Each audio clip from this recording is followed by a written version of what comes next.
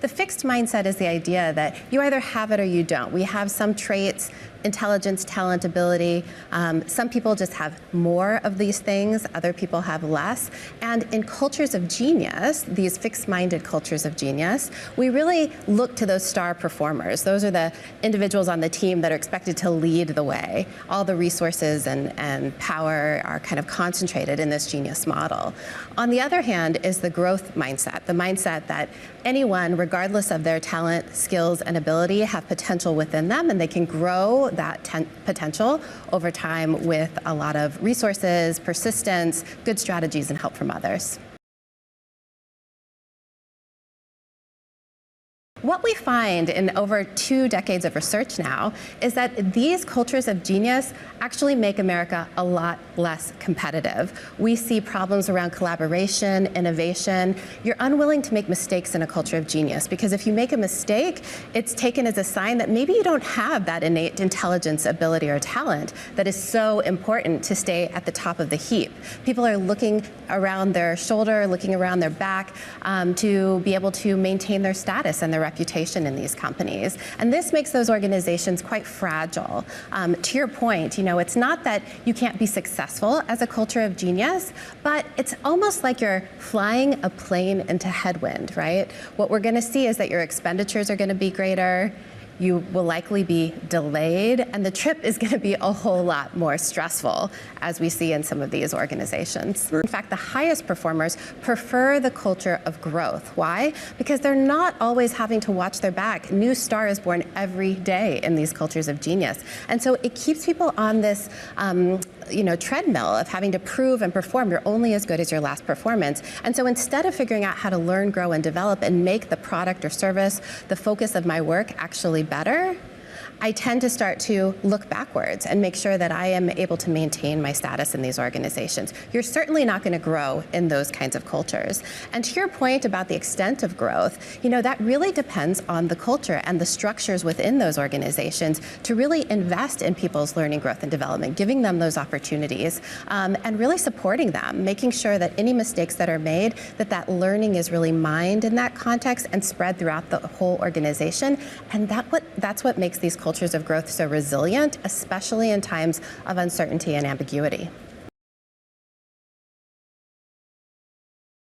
So what we see is that cultures of growth actually are more rigorous when it comes to their evaluation systems. We see that they're collecting data, they're giving people their own data and giving them a sense of what their strengths and their weaknesses are in the current moment. And then they're figuring out ways to create structure and strategy around individuals so they can have what it takes in order to grow, learn, and develop.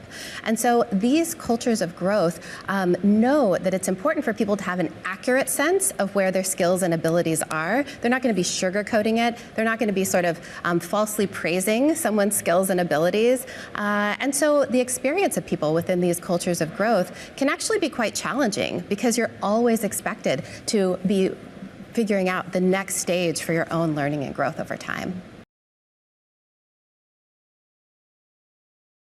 Especially in our society, in Western society, we tend to really worship this idea of genius. And we feel in some ways more confident when someone can project that genius mindset. And I would say that that's really, it's the external part that makes people experience confidence in these organizations and individuals. But when it comes down to it, we actually see cultures of growth making more decisive decisions, and they actually have more contingency plans. Those decisions tend to be less risky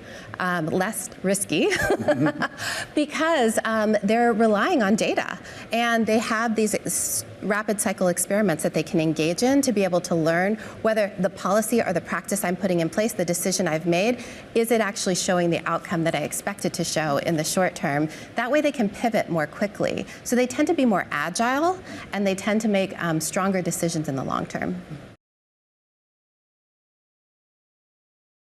So, most people identify with at least one, often more than one of these triggers. And those are evaluative situations is the first mindset trigger, which is really when we anticipate being evaluated. We're going to give a performance of some sort. We're going to have a speech that we deliver. We're delivering a report that we know is going to be widely read and potentially critiqued. How do we prepare for that evaluative situation in advance of it? If this is our fixed mindset trigger, we tend to say, all I want to do is show people how smart I am, that I'm capable, right? I want to show them that I'm that genius in this culture of genius.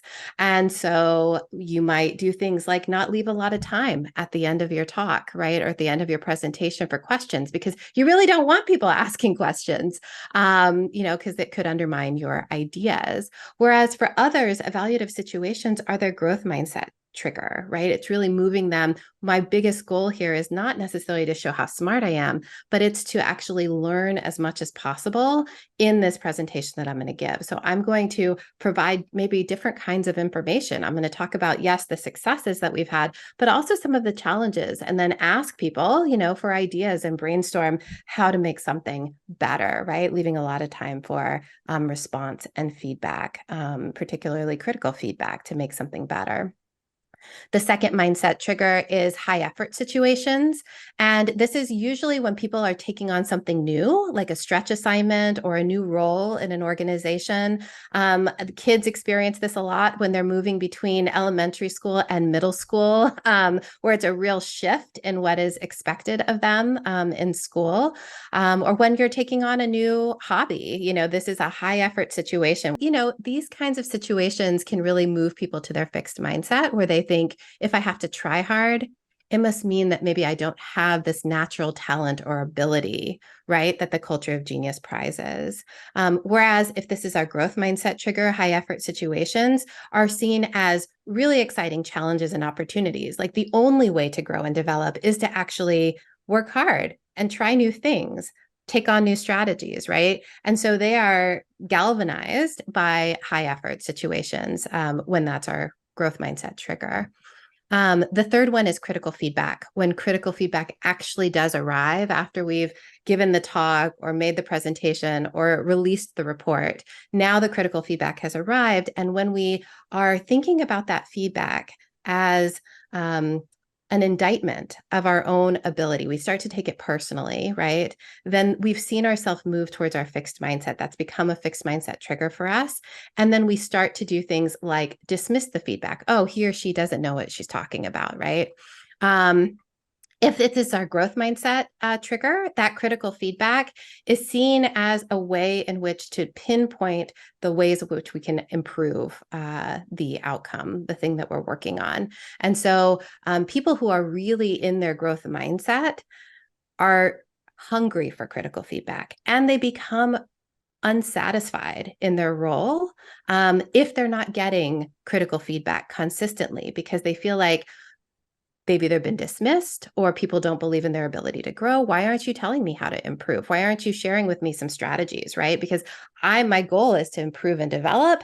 And if you as a manager or supervisor aren't providing me that critical feedback, it's really hard for me to figure out, what I'm doing well and what I need to improve in order to get to the next level. And then the last mindset trigger is the success of others. For some people, the success of others, when another team member is praised on the team, it really puts them towards their fixed mindset. They say, wow, success and praise seems like a zero-sum game. They're getting it. That means that I do not, and that I will not.